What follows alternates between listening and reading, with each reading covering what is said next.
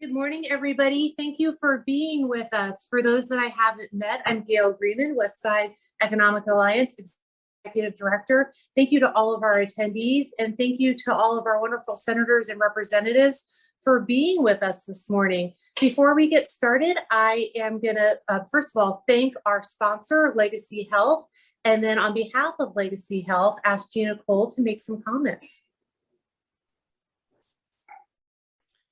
Thank you, Gail, and good morning, everyone. Legacy Health is honored again to sponsor the Westside Economic Legislative Reception, and we're proud to be a longtime member of WEA.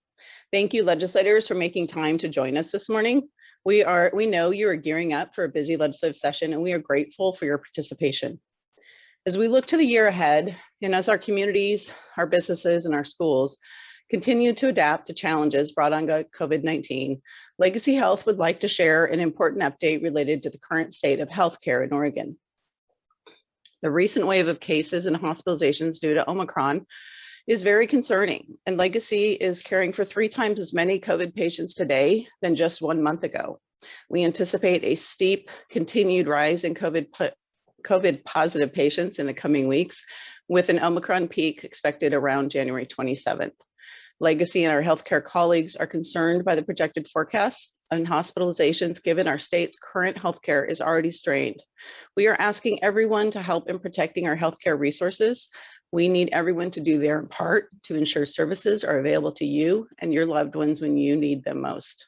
So please get vaccinated and boosted if you're eligible.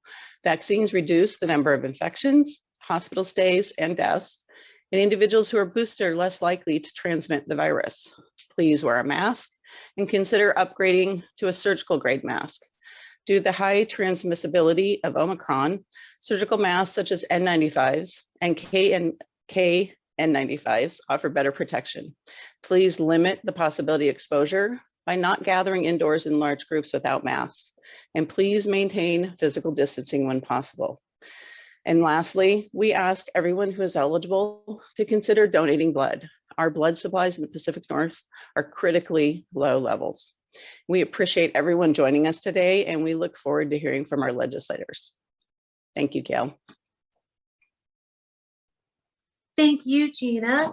Again, we appreciate all of you being with us today. We know your time is valuable. We also know that many of you have an 8:30 commitment. So to keep everybody on track, we're just going to hop right into it. I know that you received a lengthy email from me yesterday. Apologize for the length of that. But we're going to start with Senator Wagner. Senator, it's good to see you again. And I'm going to toss the microphone over to you. Well, good morning, everybody. Thanks for having us. Nice to see some of my colleagues, and gosh only knows who's witnessing this at 7:30 in the morning. Hopefully they've got their coffee fired up. There's some sort of pastry in their hand. If it's 7:30, hopefully it's a pastry. It's not some healthy, fruit plate breakfast or something. You got to go full carb at 7:30 in the morning. We did save the drive time, which is kind of nice, and getting the virus is probably not on anyone's list. So although this is suboptimal and we do miss each other, I do want to say how much I appreciate the efforts that WEA and others are making to keep us healthy too, by keeping us socially distant. So I represent the communities in the South Metro region of Southwest Portland, Lake Oswego, Westland, and Tualatin primarily. And I'll keep my remarks very, very brief and looking at the question set that came through yesterday afternoon. And I look forward to hearing from my colleagues to see what their responses are going to be. One of my objectives, especially in my capacity as majority leader in the Senate, is helping ensure that federal and state investments in transportation are used equitably and efficiently so we can continue to make critical infrastructure like the Abernathy Bridge and I-205 in my Senate district, as well as the Boone Bridge and other bottlenecks that slow the whole region down. I think we got a frightening test run from our tsunami warning system this past weekend. So seismic concerns and disaster preparedness are also top of mind when I think about infrastructure. There's a lot of money coming to the state. There has been money coming to the state, and it's a once in a generation level of investment. So I really think we need to be working with our federal partners and thinking how we can stretch the cash as far as we can go. So that will be my comments for this morning. I'll return to my coffee and thank you for having me. Thank you, Senator Wagner. Next, we're going to go to Representative Grayber. Thank you so much, and thank you for the opportunity to be here this morning. I wanted to tackle the question on housing, and I had a lot to say on that, so I wrote some things down so I'd keep it concise. Paramount to the discussion of expanding affordable housing is balancing the value of wild spaces and existing productive farmland, and also thinking with a keen eye to smart urban planning and transportation. We often talk about these issues like it's a zero-sum game, but it's finding that balance in planning transit-based and focused dense housing in conjunction with maintaining green spaces that enhance our lives as well as agricultural contributions to the economy. We also have to make leveraging sustainable infill, including not just developers, but private landowners, accessible and affordable using the equity of their own properties. And that said, before we even look to the future of expanding growth and having the perpetual boundary conversation, we need to be having real and sometimes difficult conversations about our existing affordable housing stock. Currently, we're witnessing an unfolding crisis with low-income housing tax credits and the associated use restrictions expiring as the buildings convert to market rate rentals. We're seeing that in Tigard with Woodspring Apartments, with Hawthorne House, with Hawthorne Apartments. And for me, protecting these Washington County residents, many of whom are elderly or on fixed incomes or historically marginalized, comes first. And with the threat of extreme displacement, of course, comes increasing houselessness. In the short session, I'm going to be championing two legislative housing concepts that Representative Lively and Senator Patterson brought forward to address this. First, the preservation tax credit that would create a small tax credit to incentivize the sale of a building that meets the definition of a publicly affordable housing. I can't speak. You're right, it is early, Senator Wagner, and I don't have my pastry. Publicly supported affordable housing, say that 10 times, to an owner who intends to maintain the housing as affordable. And then second, tenant protection vouchers. And this is to address these immediate potential evictions like we're going to see in Woodspring. And this concept will put in place a small rental subsidy to provide assistance to tenants to offset the cost of rent increases. So current state law under Senate Bill 608 limits rent increases to 7% plus the CPI, which is 9.9% in 2022. And this subsidy is only going to be available to existing tenants while they remain in the unit to help them remain stably housed. That's a lot for 7:30, and I will stop there and I will go seek that pastry. So thank you so much again for having us. Thank you for being with us. Next up, we have Senator Lawrence Spence. I know that she was having some difficulty logging in. Do you want me to come back? I can, unfortunately, it looks like her whole house is, or like her whole building is out of Wi-Fi. And so I could just hop in and say our comments really fast. I'm so sorry, I'm not. That would be lovely. No, we welcome it. Thank you. I'm her Chief of Staff, Michelle. And one of the things that she wanted to talk to you all about is very similar to Representative Grayber. Those things are happening in our district as well because we share a district. And so one of the things that our office is really passionate about is the Equity Investment Act. And which will work to create access to affordable housing, homeownership, land ownership, sustainable ways to keep people housed and to keep people in their homes. Unfortunately, as we know, housing itself is not a singular issue. And so this bill really provides a lot of the economic development, entrepreneurship, workforce development, and those paths to home and land ownership. And so that fund is a $50 million fund established in Business Oregon that's going to create grants to culturally responsive organizations. And so our trusted partners, the folks that you already seek affordable housing from, the folks that you already seek these services from will be the beneficiaries. And so thank you so much for having me. Unfortunately, the Wi-Fi, but we'll be here taking notes. So I'll pass it back to you, Gail. Thank you so much, Michelle. And next up, we have Representative Helm.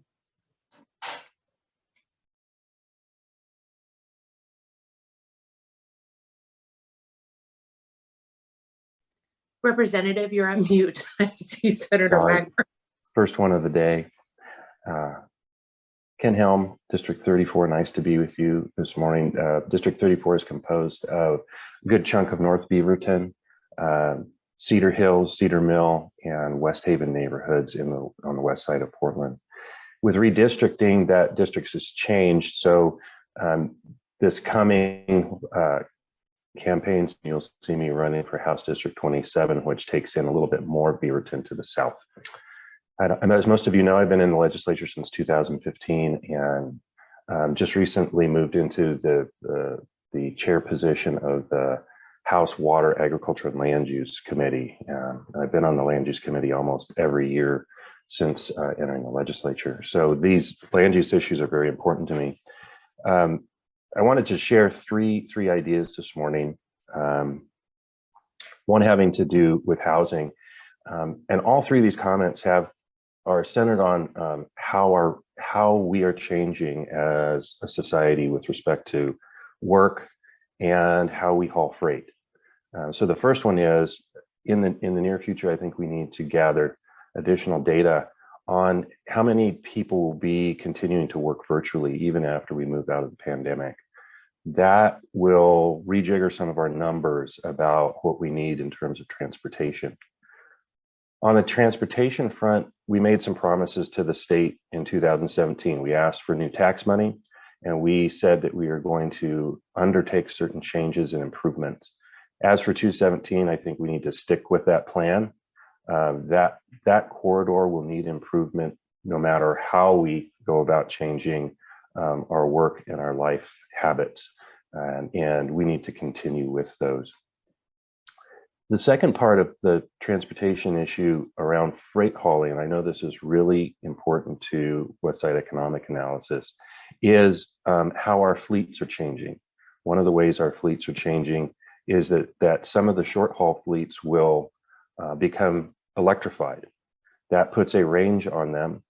We think that they will be adequate to serve the region and replace some of the short haul fossil fuel run trucks that we have now. And what that brings is an interesting thing with respect to land use, which is we have historically wanted to place the depots for these trucking fleets on the edge of our communities because of the noise and the air quality problems. If we are successful in electrifying those fleets, some of those issues will go away, allowing those depots to be located more toward the center of our region and not off to the edges. And that's a change that could be very welcome in terms of getting goods and services where they need to be.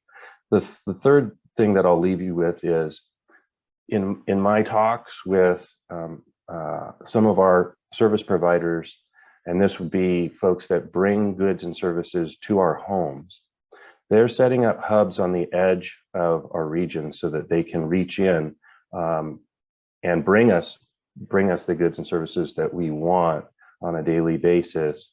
And again, as we make those changes, how does that affect our transportation system? And are we still going to be burdened with cross-region travel, cross-region delivery to the extent that we were in the past?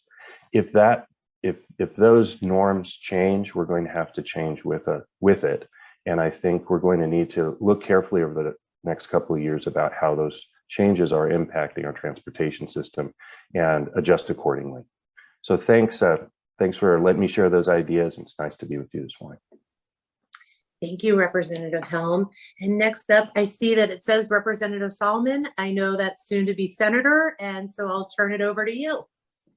Thank you so much. I appreciate this opportunity, and good morning to everyone. Thank you for inviting me here today. I'm excited this week, particularly because we will be working towards transitioning into my new role as a senator for Senate District 15, which I look forward to. And I look forward to hitting the ground running after my swearing in on Friday and continuing to really work on policies that will help us recover and rebuild from the pandemic. So especially when I think about that, I think about our schools and our school kids, our healthcare system and local businesses. So this session, particularly around education, I reintroduced a bill that was related to computer science education. Now, I introduced this bipartisan bill last session, didn't quite make it over the finish line. It got lost in the shuffle and within Ways and Means at the end of the session. But this bill will actually lay the groundwork for developing computer science standards in public education. It will ensure greater access for students, diversity in this field, and just helping us move forward. because we are actually behind several other states in this area. So here in Washington County, we live among the Silicon Forest, and we need to ensure that our students have access to that knowledge, to that experience, to allow them to grow and to develop their job skills, because we want them to remain here in the careers here in Oregon. So on the affordable housing issue that some of my colleagues have talked about, I want to think about us continuing to look at creative ways at the land use here in the state. So Senate District 15 has many small family farms. Just to give you an example, I've toured those farms, and because of their land designation, they're unable to actually build additional dwelling units on their properties, even for family members. And so that I would be interested in looking at using a portion of their land for affordable housing. Some of them have even discussed that. We need to continue to seek policy that makes it easier to build affordable housing and takes down those barriers that limit the amount of inventory we create.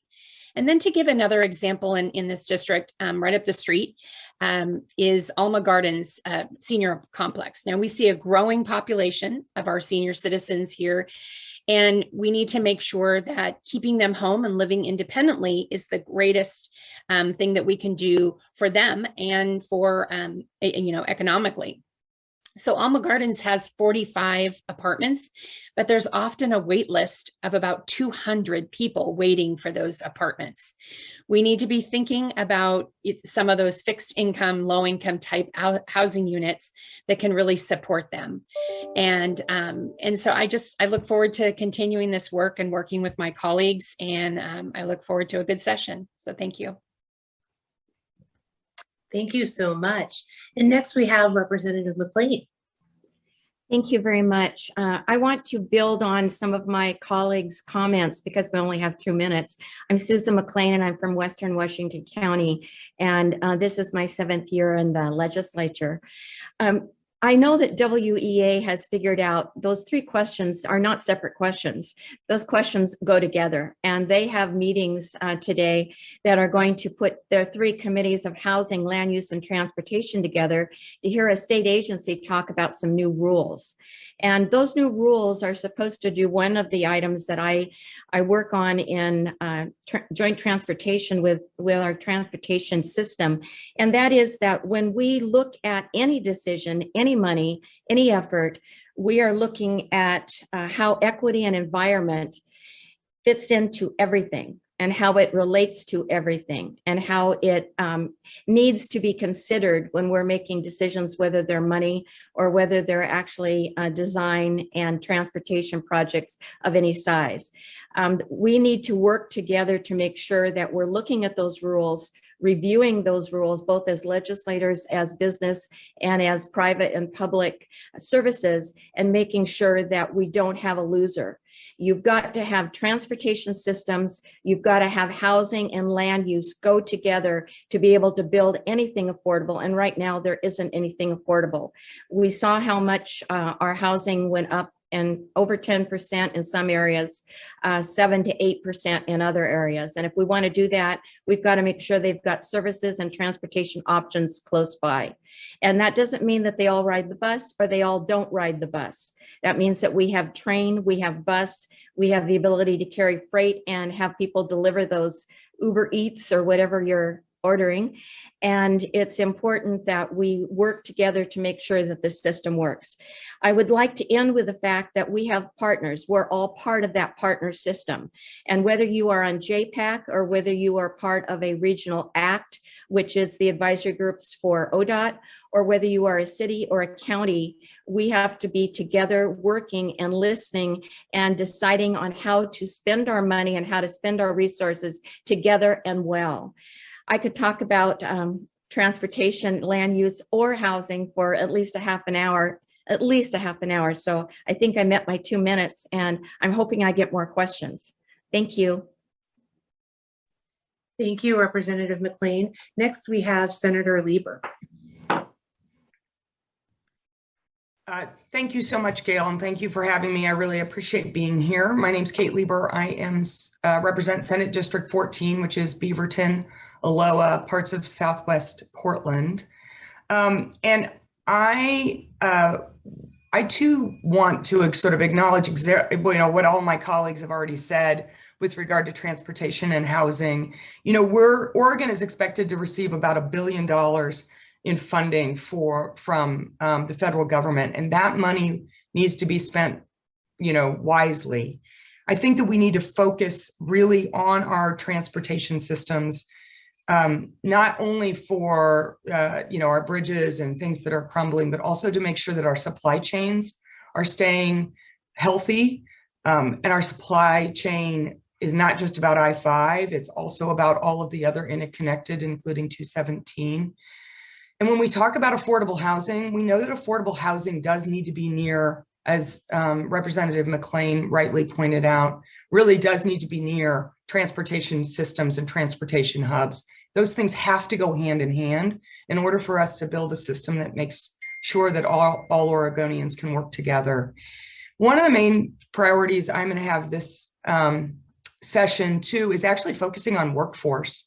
We know we have a workforce crisis right now. We have both immediate needs for workforce, but also intermediate and long-term workforce needs that are not going to go away anytime soon. And when we talk about receiving all of this money, especially thinking about the construction forces, we're going to need a lot more people in the construction industry. And that has got to be a focus of us this session in order for us to make sure that we maximize the investments that we're going to get and make sure that Oregon can keep moving forward. If you don't have the people to build the affordable housing, you don't have the people to upgrade your transportation system, we're going to be in a world of hurt. So I just want to thank everybody for allowing me a few moments, and I will turn it back over to my colleagues. Thanks, Gail. Thank you, Senator. And next we have Representative Noble. Well, good morning, everybody. My name is Ron Noble. I'm the state representative from House District 24, which does come up into South Washington County.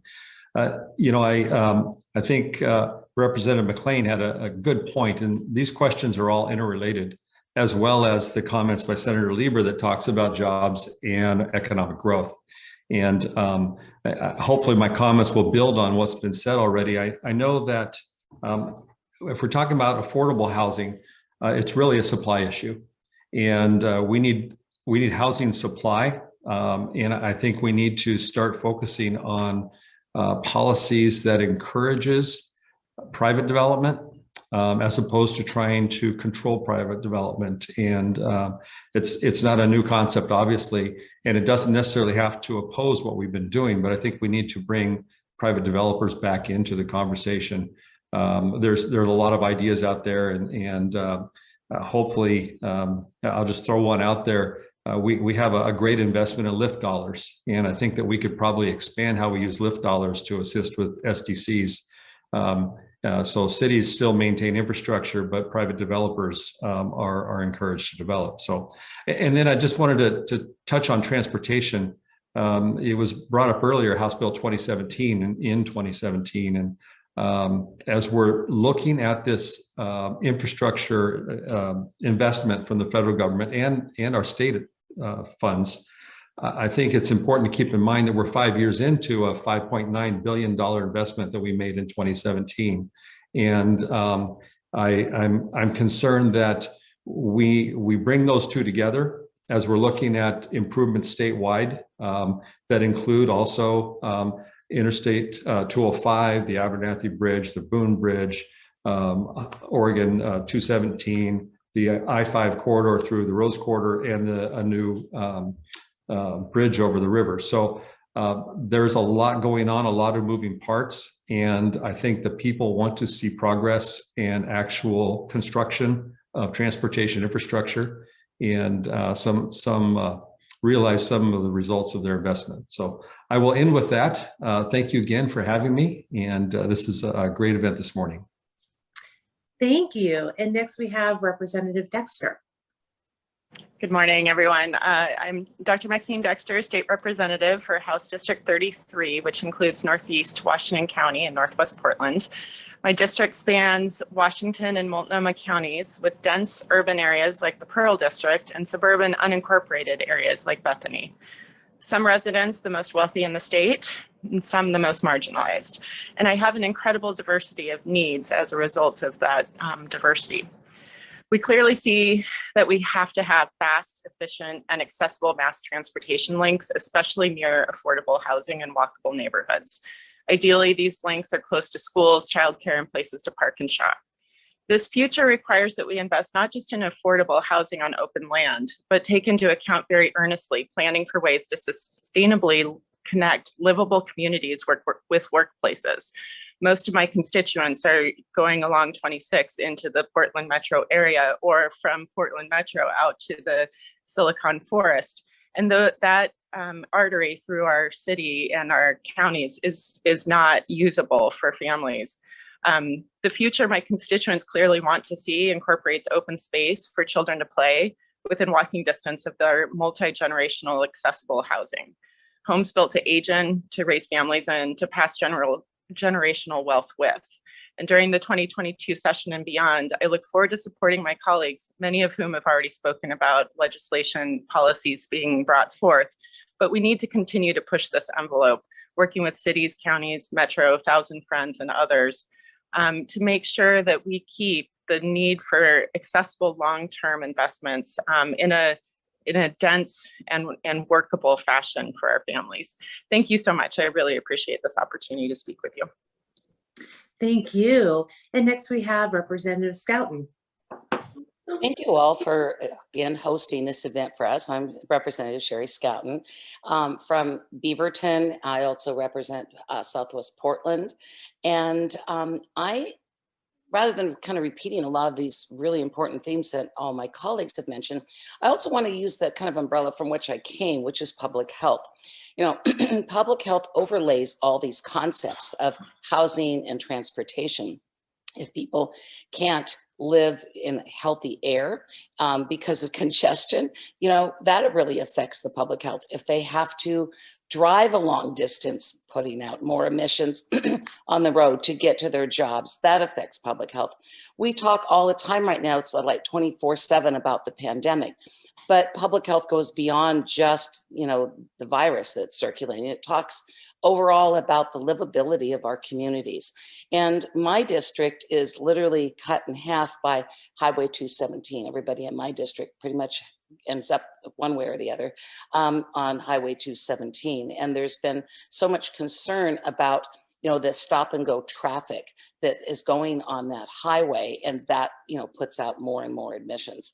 So to live in a healthier place, I'm very supportive of the plan that is in place for Highway 217 and to decrease those emissions. Just because we're supposed to make a word about our bills. One of my bills also for this short session is going to be about making sure that the air is a little cleaner for people who work in public buildings. And we're doing the bill that will increase the distance that one can choose to cigarette smoke or any other kind of smoke actually from a public building. And so we are way behind all our neighboring states of 10 feet. We want to move it to 25 feet. There is no enforcement to that. There's no, you know, smoking distance police, but we just want to make that a little healthier for people when they come into public buildings. Also, when we talk about our environment, and making healthy communities, we need to have, as we've mentioned before, you know, jobs for people. And people, if they don't have the jobs they want, they end up taking jobs far away, and again, adding to the transportation problem. But one of the things that we have is a workforce problem on many, many levels. And one of them is, some of you may or may not know, we have kind of a crisis about having surgical techs in the operating room to be able to do surgeries that people need. There's just not enough of them. We have two in this state, and not everybody can get to those two places. So we've worked with WEA to set up an apprenticeship program to train more surgical techs that will have the same standard that they currently do in the community colleges. So anyway, again, about workforce, it's all interconnected, having people have good jobs in their communities and have clean air, and of course, affordable housing, which so they don't have to drive real far either. So those are my thoughts. Thank you for having me. Thank you. And next we have Representative Weber. Good morning from the coast. Suzanne Weber, House District 32, half of Tillamook County, all of Clatsop County, a good chunk of Washington County, and one household in Yamhill County. It's a pleasure to be here this morning to be able to speak with you. I'm sorry if my dog will chime in at some point in time. I think that everything that has been said here this morning has been very valuable. And, you know, we have to look at this like an intricate spider web, that all of these things come together, whether it's our highways or our housing or our education or our healthcare. These are all things that are supremely important, and we need to proceed with passion to make sure that the people of our state are protected and are able to live their lives to the fullest and the safest. I have two bills, as does everyone else this session. One of them is to study Highway 6. Highway 6 runs through Washington County, and it is a chief artery for getting supplies to and from the coast, to getting manufactured goods from the coast to the valley and back and forth. And that important artery needs some study. We have had several serious accidents in the last 6 to 8 months, which have really impacted a lot of families. And we need to make sure that we know what is on that highway that we need to fix. And so that's why I'm proposing a study bill to see what we need as far as truck turnouts, places for trucks to be able to chain up when we have severe weather. We need passing lanes. We need increased enforcement for speed, because people coming from the valley, coming from Washington County, coming from the Portland area, want to come to our beaches and want to enjoy the coast and all that we have to offer. And we have to provide a safe corridor for them. And so, like I said, all of these things are interconnected. All of them weave a web of security over our society, and I will be working for all of them. Thank you for the opportunity to be able to speak this morning. Thank you. And next we have Representative Reynolds. Good morning, everyone. Thank you so much for having me here today. I'm Lisa Reynolds. I'm the state representative for Oregon House District 36, which covers much of Portland's west side. However, in the 2022 election, I'll be running, and I've moved to Washington County, unincorporated Washington County, the Bethany, Oak Hill, Cedar Mill area, which will no longer be, I'm not running against Rep. Dexter, that's the whole point. But anyway, really happy to be, I'm actually in my clinic right now, overlooking the exchange of Highway 26 and 217. So the transportation discussion hits home. As a pediatrician, you know, just like some of my other fellow healthcare workers who are on this call, you know, I've been on the front lines of COVID, and I will say that I 100% agree with the discussions around housing and transportation, but I must bring up childcare. The COVID pandemic really showed how frayed that system is. As the New York Times has reported so eloquently, childcare does not, it should not be expected to follow, you know, market economy. These are our childcare workers are both paid too little, and childcare is too expensive. So we need a big overhaul on that. My mentor and chair in House Early Childhood Committee, Representative Power, has started this process. We are reorganizing the Agency for Early Childhood, splitting it out from the Oregon Department of Education, which is the first step to really put childcare issues front and center. So that's my that's what I just want to mention today. I'm going to keep it brief. Would happy to talk. Another thing I could talk about for half an hour. I know we've all been touched by this, as we know, childcare is the work that allows all other work to happen. So we have a big lift ahead of us, especially as we are waiting on the feds. We're hoping for Build Back Better to be passed earlier this year. We're still very, very hopeful and optimistic about some sort of federal child care package, and we're getting geared up to use that money equitably and responsibly. Thank you very much. I'm really grateful to be here. Thank you. And next we have Representative Drazan.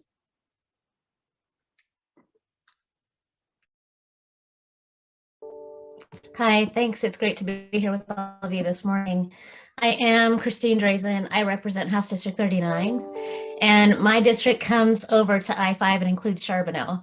And so that might be the reason why I was invited onto this West Side call today. It's great to listen to everybody and hear from everybody this morning. My district goes over to Highway 212 South, and then over to Estacada, Boring, Damascus, rural Oregon City, and then on down to Malino. So I've been listening to this conversation, and it's really interesting to me that the legislature has, of course, invested about $987 million over the course of COVID in housing, and they have been actively engaged on transportation issues and transportation investments, and yet we still continue to feel like these problems are not yet solved. And it is, I think, just the nature of our public work, that there's always more to do for more people and more challenges to address. But I do think the thing that has really been pointed out really articulately from this group today is the interconnected nature of all of these challenges.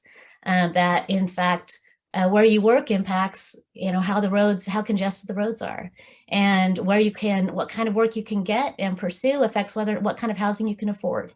And so all of that is absolutely connected. I think the thing that's been missing so far, and I'll try to contribute something unique to this very robust conversation, is this idea that as we pursue multiple layers of priorities, it will have an effect on outcomes.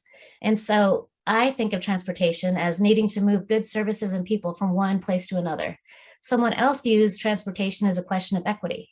Now, the extent to which those two priorities at times conflict, at some point you need to address when you have a tie, who's the tiebreaker? Where do things land? How do things fall? And you have to accept that at some point, when something is both too little and too much, something has to give. In a common sense world where we live in a real world and there has to be compromise, at some point you have to decide how to resolve what, in fact, sometimes are competing values.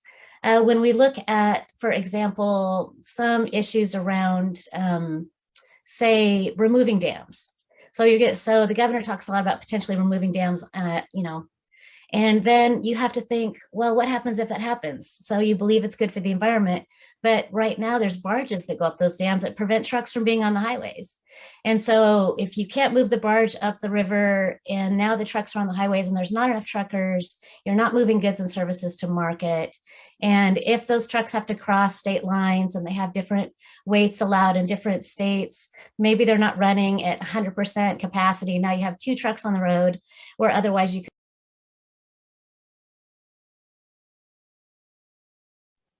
Representative Drazan, you just went on mute. I think that must have been my friend, Senator Wagner. But I guess the point that I'm really making today, and I apologize for that, is that I love the interconnectedness of our work. In every category, the work that we do together is always a question of balancing interests. And sometimes those interests require some give and take. And while we all share these values of how to do the best thing we can by all Oregonians, sometimes compromise leads to a need to recognize that we're not going to actually create a utopia or a perfect situation. We need to have responsive permitting. We need to have affordable government. We, in fact, need to recognize that if we're choosing one thing, it might affect another. And I think that's common sense. And sometimes I think we fail to see that. My bills for session, briefly, I think I'm past my 2 minutes, is I have a bill to make the superintendent of public instruction an elected position again. I think it's important to create some direct accountability for how our schools are going. And my second bill would say that you cannot toll roads just for congestion pricing alone, that in fact, you need to create new capacity to toll, specifically on I-205. Thank you so much for having me here today. Thank you. And next we have Representative Meek. Well, good morning, everybody. It's good to see all my colleagues. My name is Mark Meek, and I'm the representative from House District 40, which includes Oregon City, Gladstone, Johnson City, and Jennings Lodge, and unincorporated Clackamas County. And I do live on the west side of my district, just to point out to Senator Wagner there. But as always, I'm very thankful to be here, and thank you, Gail, for inviting me and the West Side Economic Alliance members in attendance today. I am a real estate professional and property manager outside of my legislative career. So I have a lot of experience in housing and have been deeply involved with affordable housing ever since I entered the legislature 5 years ago. And it continues to be one of my top priorities, including this session. The bottom line is that we must build substantially more affordable housing in this state. Right now, Oregon is facing record low inventories of homes for sale on the market. Our vacancy rate is the lowest in the entire nation, and that's for rentals. That combined with our strong population growth, it's pushing prices well beyond what is affordable. That hurts our residents, it hurts our local Oregon businesses who are struggling to recruit and maintain their workforce. So this session, I'm supporting legislation that would authorize concurrent permitting, which would speed up the permitting process that often adds weeks or months to and thousands of dollars to the building of new homes and construction. In fact, last week, Jeff Harris of Hayden Homes said that for every $1,000 of additional cost, an average of 1,578 Oregonians are priced out of the market for $1,000 increase. And what I believe what we need to do is consider more of our policies about the expansion of the metro's urban growth boundaries and all urban growth boundaries.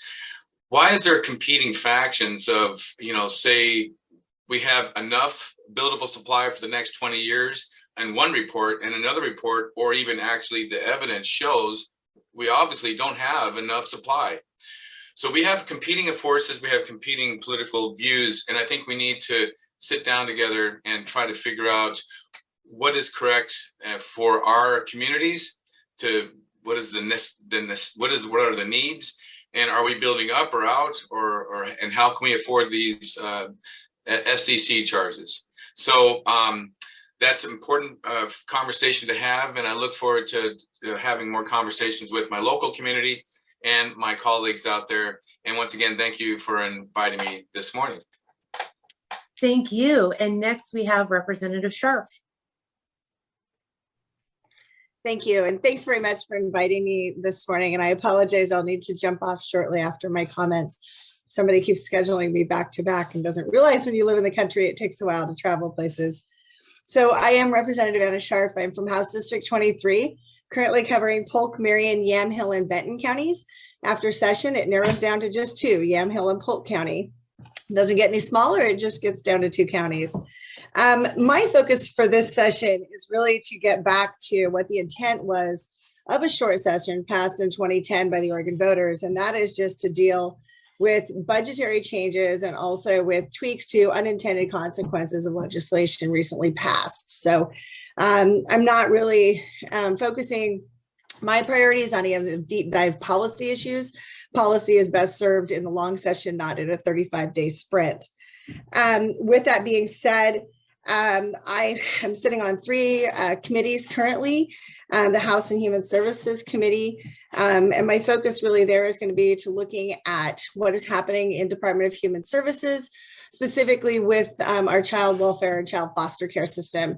Many of my constituents have brought cases to me over the last 6 months that are very concerning, and I think we have a lot of work to do there. So I'll be watching that very closely. But also, how do we address our workforce issues in Department of Human Services and get folks interested in going into that field, as that is an ever-growing need with some of the other things that are happening in society with mental health and drug addiction issues. I sadly think that that is going to be an area that we're going to have a growing need for workforce to help us get through. The second committee that I'm sitting on is the Ag, Land Use, and Water Committee. I was on water and they merged us all together, which is good because those three things are all intertwined. So I'll be focusing really on how do we protect our right to farm and ranch and the ability of those folks to survive in their industry. Also, how do we balance the state water with the needs of industrial, commercial, residential, and also natural resources? And how do we make those work together? And then finally, on the land use portion of that committee, watching for how we honor Oregon's long used standing land use policies that have been very effective for many, many years. And how do we look at making sure that we protect forests and EFU land, but also addressing housing and the overregulations that we currently have in place, which are really the inhibitors to growth in housing. Finally, my third committee is Subways and Means, Transportation and Economic Development. As we know, the federal infrastructure package coming at us is going to bring lots of dollars to Oregon. Yeah, and thank you for your time. I spoke to a legislator last night who unfortunately had to send her regrets, and she said, wow, that's a lot of people. No way you get done in an hour, but we did it. So awesome. We've had one question posted in the Q&A that has actually already been answered. So if any of our attendees have any additional questions, please go to the, and one just popped up. So I will take a look at that. Worker shortages are an issue across many industries. As you heard this morning from several speakers, there are short-term and long-term staffing concerns in healthcare. Is there anything the legislature can do to assist healthcare providers get through the current crisis?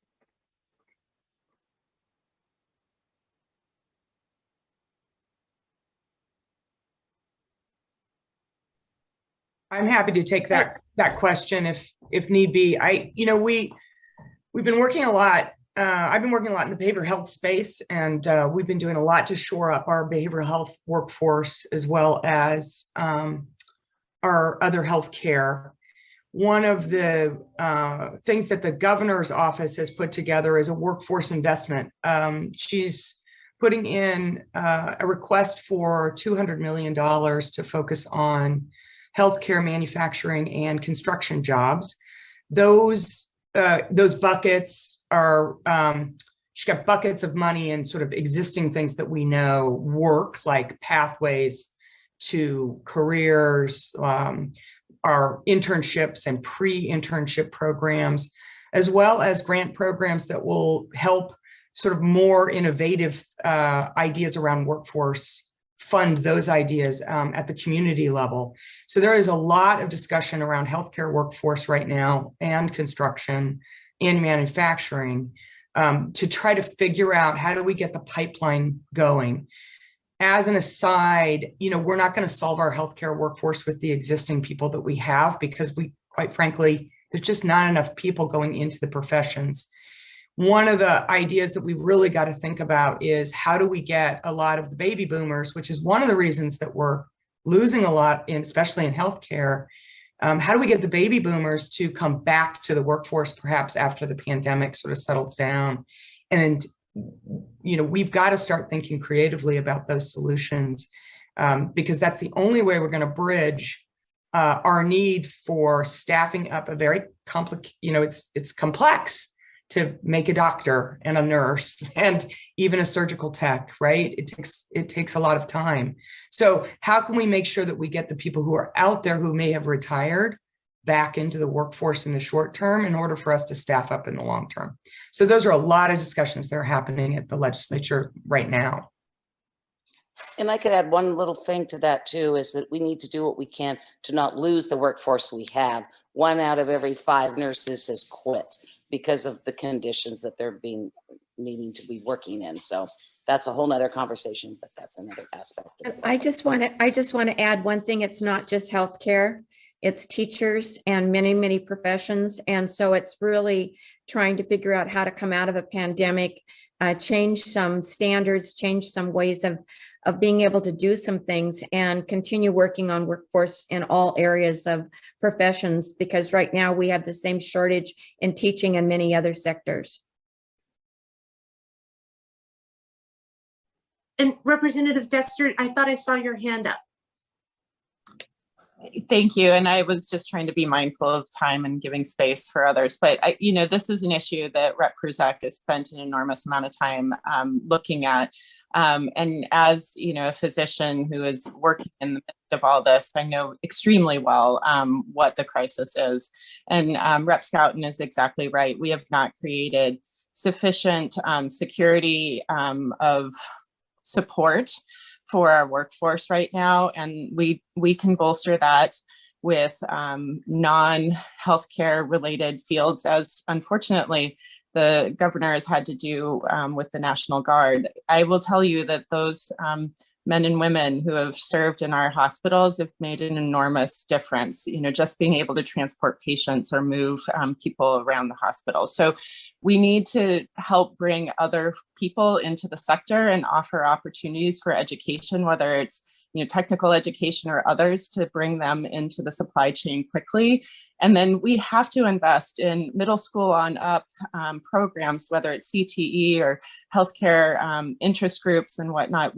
We have a supply chain problem in our people forces as well. And this isn't unique, as Representative McLain just said, to healthcare, but I feel this very clearly. And our outreach as a state needs to be aggressive and innovative, and we need to start investing in that now, because the baby boomers are not just coming back to work, they are aging, and that's going to be an enormous strain on our skilled nursing facilities and hospitals, and we are not ready for it.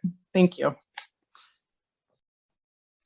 Thank you. And likely our last question before we wrap up, what is the most important thing the state can do to make certain the unprecedented amount of federal money it has and will receive be effectively and efficiently spent? Gail, are we talking about infrastructure dollars? The question does not specify IIJA, but I'm assuming that's certainly part of it. The only thing I wanted to say is that the legislature is having a large conversation on that and reviewing their process and their partners and reviewing the commitments that have been made since 2017, as well as the STIF process, which is a process that includes cities and counties and local folks that are working on infrastructure as much as the state is. And as many of us said today, we have to make sure that those local roads are able to function as a system with the state roads. And we have to make sure that we have an opportunity to utilize the funds and really look at the rules that the federal government puts down with them from the transportation, the National Transportation Department. And one of the things that was said is we're getting $1 billion. And I think that Representative Noble's made a very astute observation. We spent 4 times as much money as we're getting from the federal government by the money we put out there from the citizens with our taxes from 2017 package. And so it's important for us to understand that 3/4 of what we're getting from the federal government is a reauthorization. It's the same amount of money as we have been in the past in their process. And there is about, that the flexible dollars have some requirements to them. And if we don't attach them to a project and get them done in a first year, we lose those dollars. And so that's extremely important to know. It's not like we have 3 or 4 years to sit around and think about it. And we're being asked to do a 3 or 4 year process because it took them so long to actually pass their bill. We're being asked to do that in about 4 or 5 months. But we have local cities and counties and the state that have a system already set up for STIF funding, where we actually have advisory committees that are local grassroots review of projects and then queuing those projects up. So it's not willy-nilly. There's been years and years of practice of working with our partners, whether it's Metro or whether it is a city or a county. We also, I think there were a couple of folks that made this comment. We as a state have a responsibility to make sure that those dollars are spread across the state in important and vital parts of the system. But it's extremely important for us to realize that a bridge in Pendleton has value to folks in Pendleton. And we have an I-5 bridge that is important not just to Oregon, but it's important to folks from British Columbia to Mexico. And so there are reasons for us to look very carefully at the larger components of the system, but we must look at all of the system.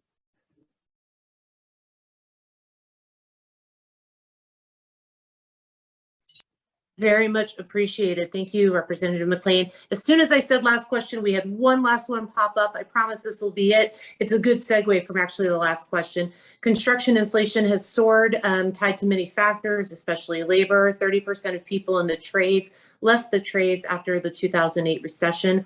All the money coming in for infrastructure is actually creating a problem that there is so much work that contractors don't have the labor to do the work.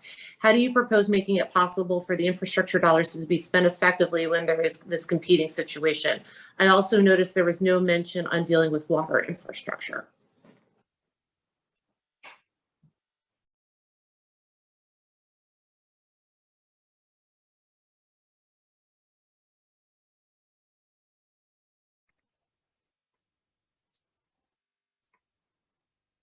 And that's open to anybody.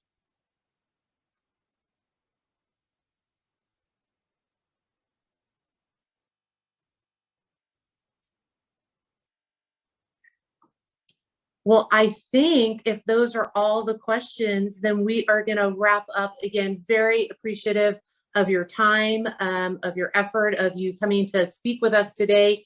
Thank you to all of our attendees, very much appreciated.